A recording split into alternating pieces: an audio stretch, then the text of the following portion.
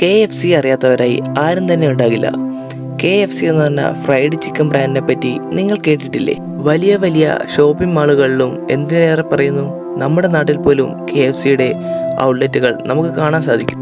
ഈ ഔട്ട്ലെറ്റുകളൊക്കെ KFC direct വന്ന് ചെയ്യുന്നതാണെന്നാണോ നിങ്ങൾ വിചാരിക്കുന്നത്? എങ്കിൽ തീർച്ചയായിട്ടുമല്ല.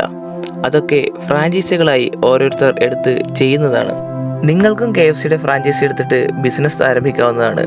അതിന് കുറച്ച് പ്രൊസീജിയേഴ്സ് ഉണ്ട്. അതാണ് ഈ വീഡിയോയിൽ നമ്മൾ പറയാൻ പോകുന്നത്. ഈ ഒരു വീഡിയോ നിങ്ങൾ സ്കിപ്പ് ചെയ്യാതെ മുഴുവനായി കണ്ടാൽ നിങ്ങൾക്കും ഒരു ഫ്രാഞ്ചൈസി എടുത്തിട്ട് KFCയുടെ ഔട്ട്ലെറ്റ് തുടങ്ങാൻ സാധിക്കും. അപ്പോൾ നമുക്ക് എങ്ങനെയാണ് ഒരു KFCയുടെ ഫ്രാഞ്ചൈസി എടുക്കുന്നതെന്ന് നോക്കാം.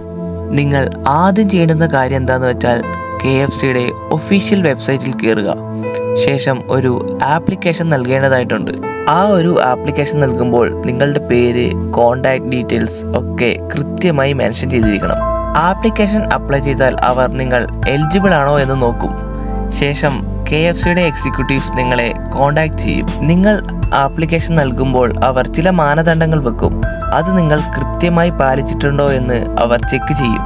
എന്ന് വെച്ചാൽ നിങ്ങളുടെ പ്രവർത്തനത്തിലുള്ള കഴിവും സാമ്പത്തികപരമായി എങ്ങനെയാണെന്നുമാണ് അവർ ചെക്ക് ചെയ്യുന്നത്. ഈ കാര്യങ്ങളൊക്കെ ഓക്കെ ആണെന്ന് അവർക്ക് തോന്നിയാൽ അടുത്ത ഘട്ടത്തിലേക്ക് കടക്കും. അടുത്തതായി ചെയ്യാൻ പോകുന്നത്, നിങ്ങൾ അവർക്ക് ഓക്കെ ആണെന്ന് തോന്നിയാൽ ഫ്രാഞ്ചൈസിയെ പറ്റി സംസാരിക്കുവാൻ ഒരു മീറ്റിംഗ് അവർ സംഘടിപ്പിക്കും. അതിനുള്ള എല്ലാ സജ്ജീകരണവും KFC തന്നെ നടത്തും. ആ മീറ്റിങ്ങിൽ എല്ലാം ഓക്കെ ആണെങ്കിൽ ഔട്ട്ലെറ്റ് തുടങ്ങാനുള്ള സ്ഥലം തിരഞ്ഞെടുക്കാൻ KFC നിങ്ങളെ സഹായിക്കും. നിങ്ങൾക്ക് ലൊക്കേഷൻ കണ്ട് ഇഷ്ടപ്പെടുകയാണെങ്കിൽ അടുത്ത ഘട്ടത്തിലേക്ക് കടക്കും. ഇനി നിങ്ങളൊരു കരാറിൽ ഒപ്പിടണം. ഫ്രാഞ്ചൈസി കരാർ. അതായത് KFCയുമായി നിങ്ങളൊരു കരാറിൽ ഒപ്പിടാൻ പോകുന്നു. കരാർ ഒപ്പിട്ടതിന് ശേഷം ഔട്ട്ലെറ്റ് തുടങ്ങുമ്പോൾ ബാക്കി കാര്യങ്ങൾക്ക് KFC നിങ്ങളെ പിന്തുണയ്ക്കും. അതായത് ഇന്റീരിയർ ഡിസൈനിങ്, സ്റ്റാഫിനെ നിയമിക്കുക, ഉപകരണങ്ങളുടെ സംഭരണം എന്നിവയാണ്. ഇത്രയൊക്കെ ആയിക്കഴിഞ്ഞാൽ ഇനി വേണ്ടത് നിങ്ങൾക്കുള്ള പരിശീലനമാണ്.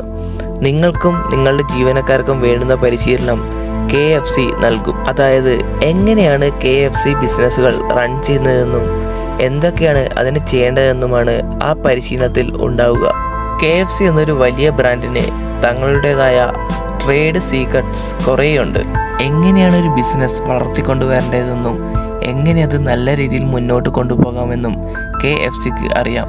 അതുകൊണ്ട് തന്നെ നിങ്ങൾക്ക് ലഭിക്കാവുന്ന ഏറ്റവും നല്ല ബിസിനസ് ട്രെയിനിങ് ആയിരിക്കും KFC നിങ്ങൾക്ക് പ്രൊവൈഡ് ചെയ്യുക. ഇന്ത്യയിൽ ഒരു KFC ഫ്രാഞ്ചൈസി തുടങ്ങുന്നതിനായി അവർ ഫീസായി ഈടാക്കുന്നത് 1 കോടി രൂപ മുതൽ 2 കോടി രൂപ വരെയാണ്. ഈ പൈസ റീഫണ്ട് ചെയ്യാൻ പറ്റുന്നതല്ല. പക്ഷേ 10 വർഷത്തേക്ക് നിങ്ങൾക്ക് ഈ ഫ്രാഞ്ചൈസി ഉപയോഗിക്കാവുന്നതാണ്. ഇത് കൂടാതെ തന്നെ നിങ്ങൾ എല്ലാ മാസവും KFCയിൽ ഒരു റോയൽറ്റി ഫീസും അതുപോലെ തന്നെ ഒരു പരസ്യ ഫീസും നൽകേണ്ടതുണ്ട്. അപ്പോൾ ഇത്രയും കാര്യങ്ങളാണ് KFC ഫ്രാഞ്ചൈസി ഇന്ത്യയിൽ തുടങ്ങുന്നതിനെ പറ്റി പറയാനുള്ളത്. ഈ കാര്യങ്ങളൊക്കെ നല്ല രീതിയിൽ അന്വേഷിച്ചതിന് ശേഷം മാത്രം ഒരു ഫ്രാഞ്ചൈസി തുടങ്ങുന്നതിനെ പറ്റി ചിന്തിക്കുക. KFCയുടെ ഫ്രാഞ്ചൈസി നിങ്ങൾ തുടങ്ങിയാൽ നഷ്ടം വരാനുള്ള സാധ്യത വളരെ കുറവാണ്. കാരണം KFC എന്നത് ഒരു ഇൻ്റർനാഷണൽ ബ്രാൻഡാണ്.